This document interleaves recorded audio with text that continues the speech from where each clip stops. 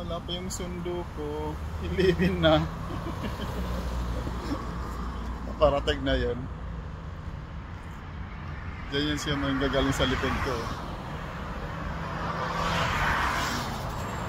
Wala pa. Dapat ganitong oras andito na yan siya. Malilit siya ngayon.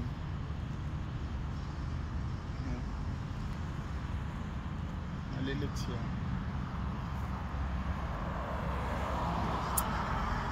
Alam mo dito, hindi nakakatakot. Hindi nakakatakot dito mag-ano. Kasi mababait dito yung mga, lalo na mga lokal. Mababait. Lalo na pag pulis, tanungan mo, tuturo ka pa sa tama. Matakot ka dito sa mga kapwa spot. Pero yung mga tao dito, lalo na mga lokal, makita ka dyan sa lalo na tag-init, nakita ka dyan naglalakad sa kalsada, hihintuan ka niya, tatanungin ka kung saan ka pupunta, isasakay ka nila.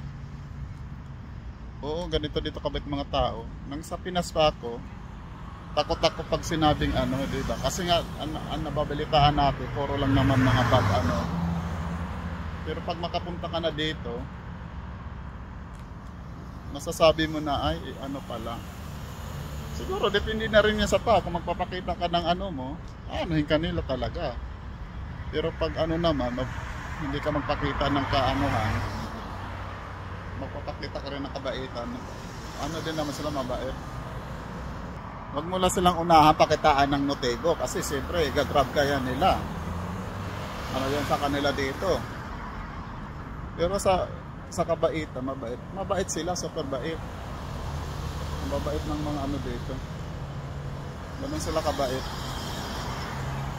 Kaya hindi so, andito na yung driver.